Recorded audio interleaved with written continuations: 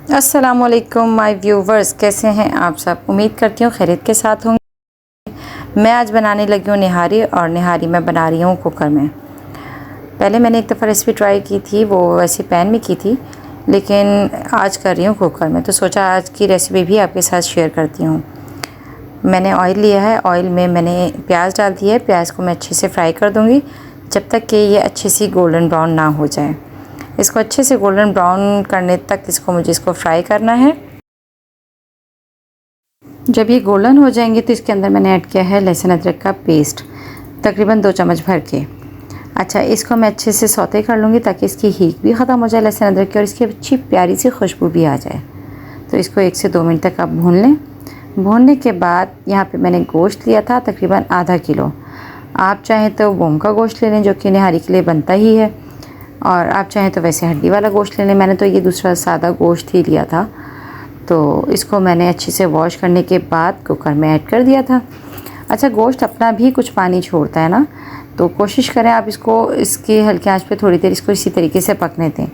میں بھلے ہی کوکر میں بناتی ہوں کھانا، لیکن میں اس کو وداؤٹ کور بھی اچھا خاصا ٹائم دے دیتی ہوں پکنے کے لیے، تاکہ گوشت کی ہیک نہیں آنی چاہیے اور سالن میں کچا پن نہیں رہنا چاہیے۔ یہاں پہ میں نے گوشت کو اس کے ہی پانی کو جب تک کہ ڈرائی نہیں ہوا ہلکی آنچ پہ پکنے دیا، اور اس کو بہت اچھا سا گولڈن براؤن کر لیا تھا۔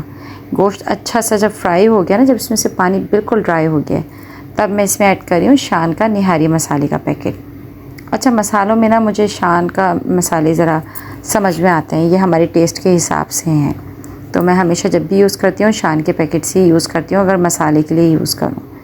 تو یہاں پہ میں نے مسالہ ایڈ کر دیا ہے۔ دیکھیں پانی بالکل ختم ہو چکا ہے گوشت کا، اور اس میں مسالہ ایڈ کرنے کے بعد میں نے اس کو اچھے سے مسالے کے ساتھ اس کو فرائی کر لیا۔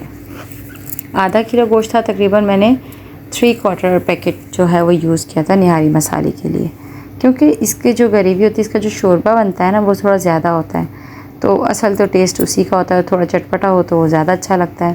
اب اس میں نے 1 پیالہ بھر کے دہی ایڈ کیا ہے۔ جب مسالہ گوشت میں اچھے سے بھن گیا تب اب میں دہی کے ساتھ بھی اس کو تقریباً 5 سے 10 منٹ کو کھونے دوں گی ہلکی آنچ پہ، کہ جو دہی کا پانی ہے وہ بھی اچھے سے ڈرائی ہو جائے اور مسالہ تقریباً اچھے سے بھن جائے۔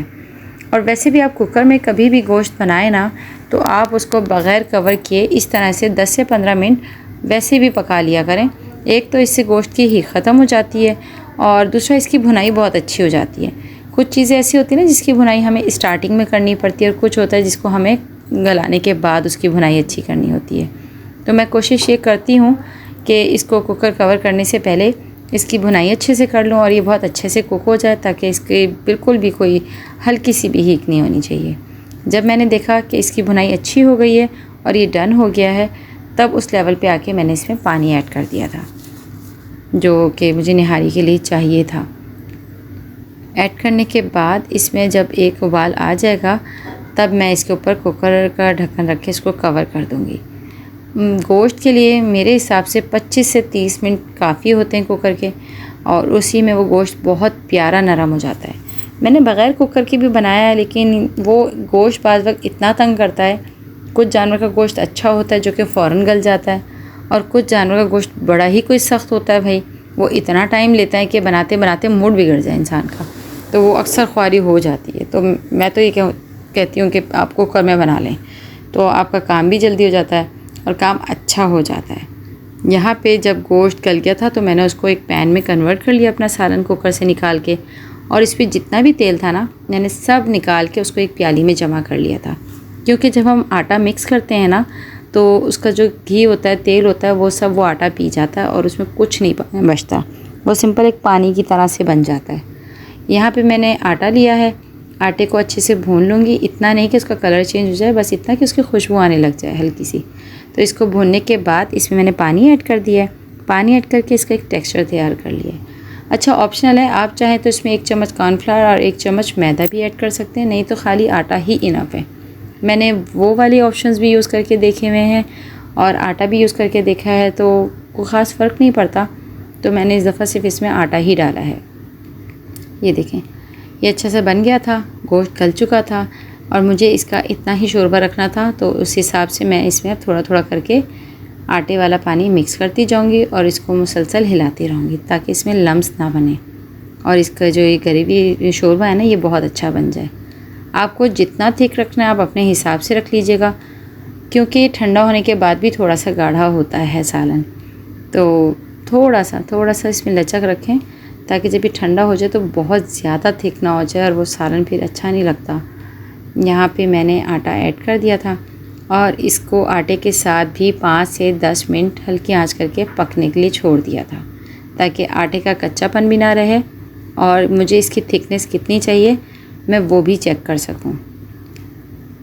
دیکھیں اس طریقے سے، اور جب یہ مجھے لگا کہ ڈن ہو گیا ہے تو اینڈ میں نے جو آئل سائڈ پہ نکالا ہوا تھا وہ اس کے اوپر سے ڈال دوں گی۔ اچھا، بہت سے لوگ نہاری پہ بھی تڑکا لگاتے ہیں، جیسے آئل گرم کیا، اس میں پیاز فرائی کی، ہری مرچ کٹنگ کر کے ڈالی اور اس کو اچھے سے گولڈن براؤن کر کے پیاز کو اور اوپر سے اس تیل کا تڑکا لگا دیا۔ تو یہ آپشنل ہے، میں اتنا زیادہ کوکنگ آئل یوز نہیں کرتی ہوں سالن میں، گھی سے ذرا بچتے ہیں۔ اوبویسلی میرے ہسبینڈ ہارٹ پیشنٹ ہے تو اس کی وجہ سے بھی، تو بس میں نے اپنے حساب سے اتنا تیل اس میں رکھا جو تھا سالن کا وہی ڈالا۔ اوپر سے آپ ادرک کٹنگ کر کے ڈال دیں، دھنیا ڈال دیں، ہری مرچ ڈال دیں، لیموں ڈال دیں اور مزیدار ہوٹل کی روٹی کے ساتھ اس کو انجوائے کریں۔